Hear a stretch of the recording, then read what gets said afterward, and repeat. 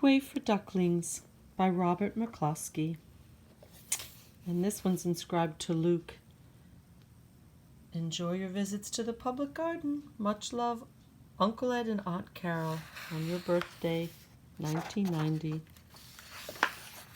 Make Way for Ducklings by Robert McClosky. Mr. and Mrs. Mallard were looking for a place to live, but every time Mr. Mallard saw what looked like a nice place, Mrs. Mallard said it was no good.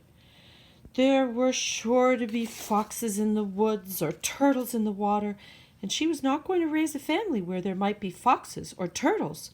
So they flew on and on. When they got to Boston, they felt too tired to fly any further.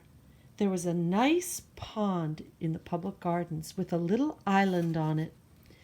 The very place to spend the night, quacked Mr. Mallard. Quack, quack, quack. So down they flapped. Next morning they fished for their breakfast in the mud at the bottom of the pond, but they didn't find much. Just as they were getting ready to start on their way, a strange, enormous bird came by. It was pushing a boat full of people, and there was a man sitting on its back. Quack, quack, quack, good morning, quacked Mr. Mallard, being polite. The big bird was too proud to answer, but the people on the boat threw peanuts into the water, so the Mallards followed them all around the pond and got another breakfast, better than the first. Quack, quack. I like this place, said Mrs. Mallard as they climbed out on the bank and waddled along. Why don't we build a nest and raise our ducklings right in this pond? There are no foxes and no turtles, and the people feed us peanuts. What could be better? Quack, quack. Good, said Mr. Mallard, delighted that at last Mrs. Mallard had found a place that suited her. But, look out! Quack, quack, quack! Squawked Mrs. Mallard, all of a dither. You'll get run over. And then she got her breath and she added, This is no place for babies with all those horrid things rushing about. We'll have to look somewhere else.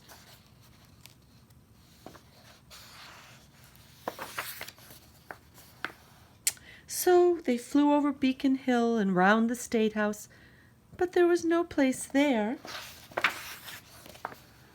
They looked in Louisburg Square, but there was no water to swim in.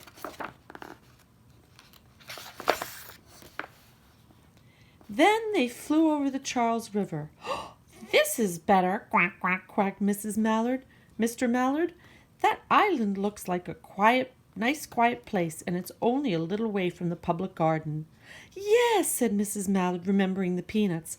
That looks like just the right place to hatch ducklings. So they chose a cozy spot among the bushes near the water and settled down to build their nest. And only just in time, for now they were beginning to molt. All their old wing feathers started to drop out, and they would not be able to fly again until the new ones grew in. Did you see Mrs. Mallard sitting on her desk? On her nest, excuse me. But, of course, they could swim, and one day they swam over to the park on the riverbank, and there they met a policeman named Michael. Michael fed them peanuts, and after that the Mallards called on Michael every day. After Mrs. Mallard had laid 8 eggs in the nest, she couldn't go visit Michael anymore because she had to sit on the eggs to keep them warm. She moved off the nest only to get a drink of water or to have her lunch or to count the eggs and make sure they were all there. One day, the ducklings hatched out. First came Jack, then Cack, and then Lack, then Mack and Knack and Whack and Pack and Quack. Mr. and Mrs. Mallard were bursting with pride. Oh, it was a great responsibility taking care of so many ducklings, and it kept them very busy. One day Mr. Mallard decided he'd like to take a trip to see what the rest of the river was like, further on. So off he set. "Quack, quack, I'll meet you in a week in the public garden," he quacked over his shoulder. "Quack, quack, take good care of the ducklings." "Don't you worry," said Mrs. Mallard. "I know all about bringing up children." And she did. She taught them how to swim and dive. She taught them to walk in a line, to come when they were called, and to keep a safe distance from bikes and scooters and other things with wheels. When at last she felt perfectly satisfied with them, she said one morning, "Come along, children, follow me." Before you could wink an eyelash, Jack, Cack, Lack, Mack, Knack, Whack, Pack, and Quack fell into line, just as they had been taught. Mrs. Mallard led the way into the water, and they swam behind her to the opposite bank.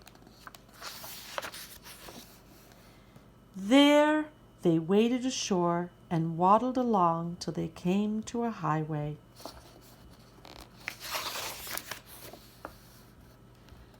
Mrs. Mallard stepped out to cross the road. Honk, honk, went the horns on the speeding cars. Quack, quack, quack, quack, went Mrs. Mallard as she tumbled back again. Quack, quack, quack, quack, quack, quack, quack, quack, quack, went Jack, Cack, Lack, Mack, Knack, Whack, Pack, and Quack, just as loud as their little quackers could quack. The cars kept speeding by and honking, and Mrs. Mallard and the ducklings kept right on quack, quack, quack, quack, quack, quack, quack, quack, quack, quack, quacking. They made such a noise that Michael came running, waving his arms and blowing his whistle.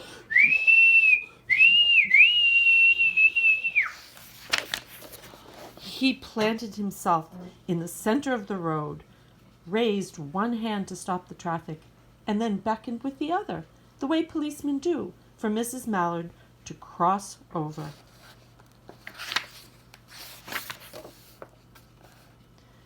As soon as Mrs. Mallard and the ducklings were safe on the other side and on their way down Mount Vernon Street, Michael rushed back to his police booth. See Mrs. Mallard and the ducklings here? He called Clancy at headquarters and said, "There's a family of ducks walking down the street." Clancy said, "Family of what?" "Ducks!" yelled Michael. "Send a police car, quick!" Meanwhile, Mrs. Mallard had reached the corner bookshop and turned into Charles Street with Jack, Cack, Lack, Mack, Knack, Whack, Pack, and Quack, all marching in line behind her. Everyone stared. An old lady from Beacon Hill said, "Oh, isn't it amazing?" And the man who swept the street said, "Well now, ain't that nice?" And when Mrs. Mallard heard them, she was so proud she tipped her nose in the air and walked along with an extra swing in her waddle. When they came to the corner of Beacon Street, there was the police car with 4 policemen that Clancy had sent from headquarters. 1, 2, 3, 4 policemen he'd sent from headquarters. The policemen held back the traffic so Mrs. Mallard and the ducklings could march across the street. See them go? Right there. Right into the public garden.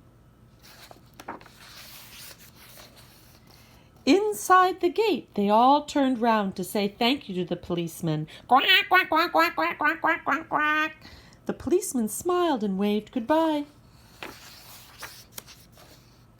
When they reached the pond and swam across to the little island, there was Mr. Mallard waiting for them, just as he had promised. See Mr. Mallard right there? Just as he had promised. The ducklings liked the new island so much that they decided to live there. All day long they follow the swan boats and eat peanuts. There's the swan boat. There are the ducklings with Mr. and Mrs. Mallard. And when night falls, they swim to their little island and go to sleep.